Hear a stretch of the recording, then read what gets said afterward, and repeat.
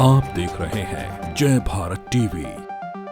तो ये जो भराड़ी सैंड में ठंड लग जा रही है सरकार को, ये अपमानजनक है। वो मुद्दा है सरकार को ठंड, भराड़ी सैंड में सरकार को ठंड लगने का। विधानसभा के शीतकालीन सत्र को लेकर सूबे की राजनीति गर्म होती जा रही है। विधानसभा का सत्र 9 और 10 दिसंबर को देहरादून में आहूत किया गया है, जिसे लेकर विपक्षी दल कांग्रेस को आपत्ति है। इस मुद्दे आज पूर्व सीएम हरीश रावत ने कांग्रेस भवन में प्रेस वार्ता कर सरकार पर गंभीर आरोप लगाए। हरीश रावत का कहना है कि ठंड का बहाना देकर सरकार गैरसैंण में सत्र नहीं कराना चाहती। इसका सीधा मतलब है कि सरकार को गैरसैंण की जनता वहां के मुद्दों से कोई लेना देना नहीं है। हरीश रावत ने कहा कि सरकार को राज्य की जनता से माफी मांगनी चाहिए। वो मुद्दा है सरकार को ठंड, भराड़ी सैंड में सरकार को ठंड लगने का। ये सवाल हमारा सवाल ये नहीं है कि तुम विधानसभा सत्र कहाँ कर रहे हो, मगर भराड़ी सैंड चयनित करके तुम भराड़ी सैंड में ठंड लग जाएगी इस बहाने भराड़ी सैंड में सत्र न करो। तो ये जो भराड़ी सैंड में ठंड लग जा रही है सरकार को, ये अपमानजनक है।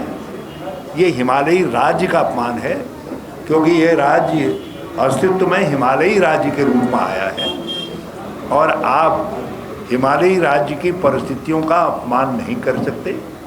और मैं चाहता हूं कि सरकार इसके लिए विधिवत तरीके से भराड़ी सैंड के अपमान के लिए और गैरसैंण के अपमान के लिए, गैरसैंणियत के अपमान के लिए राज्य के लोगों से माफी मांगे। वहीं कांग्रेस प्रदेश अध्यक्ष गणेश गोदियाल का आरोप है कि गैरसैंण सत्र के दौरान कांग्रेस का विशाल घेराव कार्यक्रम था, जिससे डर कर सरकार ने गैरसैंण में सत्र कराने से अपने कदम पीछे खींच लिए हैं। मुझे ऐसा लगता है कि जब ये तय था कि इस बात की घोषणा हुई विधानसभा स्तर से, माननीय अध्यक्ष जी के द्वारा ये हुआ कि गैरसैंण में 2 दिवसीय सत्र होगा, तो आप सबको याद होगा कि हमने प्रदेश के ज्वलंत मुद्दों पर गैरसैंण में सरकार के घेराव की बात कही थी।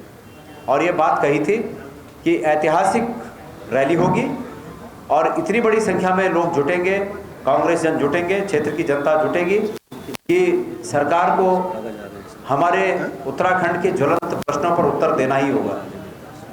मुझे लगता है कि सरकार इस बात से घबरा गई और सरकार ने गैरसैंण में ये सत्र आहूत करने से हाथ पीछे खींच लिया। आपको बता दें कि इससे पहले विधानसभा का शीतकालीन सत्र गैरसैंण स्थित भराड़ी सैंड विधानसभा में कराए जाने की घोषणा हुई थी, जिसके तहत 7 और 8 दिसंबर को भराड़ी सैंड में सत्र आहूत किया गया था।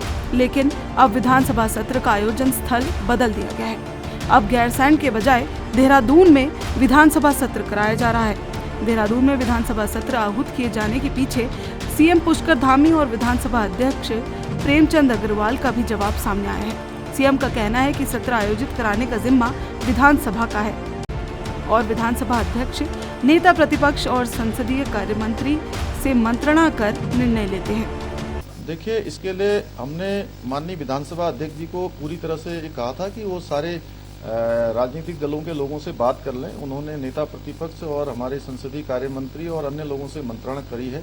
उनका जो भी सुझाव होगा उसके आधार पर सरकार सत्र करवाएगी। जबकि विधानसभा अध्यक्ष प्रेमचंद अग्रवाल का कहना है कि देहरादून में सत्र कराए जाने पर नेता प्रतिपक्ष प्रीतम सिंह से भी राय ली गई थी। उन्होंने इस बात पर सहमति दी कि सत्र देहरादून में होना चाहिए।